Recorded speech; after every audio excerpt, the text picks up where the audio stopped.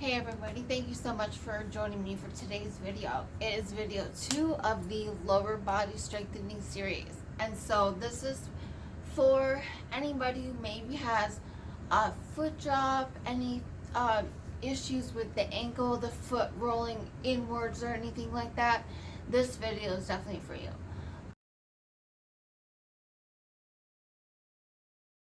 So my name is Michelle. I'm a stroke survivor. I had a stroke 11 years ago, and about 7 years ago, I found exercise to be my therapy, and I saw the gains both in my depression and in my physical deficits. So join me for today's video where we are working on the foot, the ankle, and the calf. All right, let's get into it. Okay, so the first thing that I want to include in this video is one of the best things you can do. It's what I'm doing for my hand the most right now, and that's just stretching. We want to keep our muscles engaged. We don't lose our muscle, like let them atrophy. And we want to keep our range of motion intact, because the saying is true: you don't use it, you lose it. So we want to use it. So first off, if you want to grab a towel or something, that'll let you get a little bit deeper of a stretch. But what you can do is we're just going to stretch the back of the leg right here, just lightly, because we haven't warmed up. This is kind of our warm up. So we're just going to go up and down, stretch the back of the leg here, the calf. And if you want to get deeper into that, you put the towel around the toes, and you can hold it with your good hand and just bring your leg out. Just let it go down slowly, and then you can gently pull on the towel to give you a deeper stretch in the back of the leg, calf area. Okay, so just keep stretching, and you want to keep the range of motion, like I said, in the ankle. So what we're going to do is just bring our foot pointed and flex, point and flex.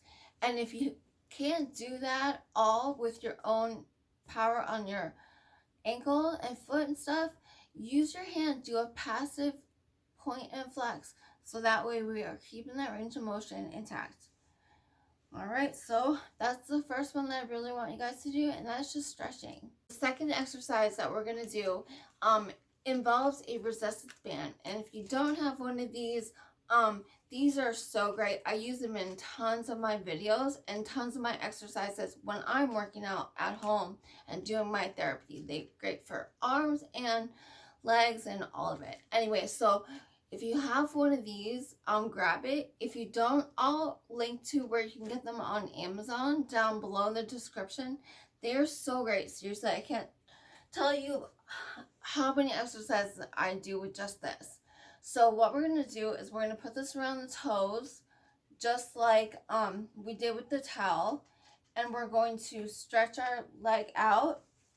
And then we want to isolate just the foot going up and down. And so keep your knee not locked, but straight. And we're gonna keep the ankle in one spot, and we're just gonna move the foot and point the toes. So this is just building on the last exercise that we did, just adding a little resistance. And the reason I like these bands so much is, if I have to use my left hand to do a certain exercise, if I can like wiggle my fingers, they kind of lock around it, so I can actually hold it with my affected hand. So that's why I really like these bands. So we'll just do like 10 of these, or as many as you can, up to 10. And that would be exercise number 2. So the third exercise, we're just going to build on that. And that is going to be, we're going to push our toes into the ground, do some calf raises. And that's where the chair comes in. Exercise number 3, I grabbed my chair, and what I'm going to do is just push my toes into the ground and just lift my knees up like this. So we're just doing non-weight bearing calf raises. And this is working those same muscles. It's the anterior and posterior tibialis that we're working here. And that runs from your knees around your legs. One wraps around the front, one wraps around the back, down to your toes.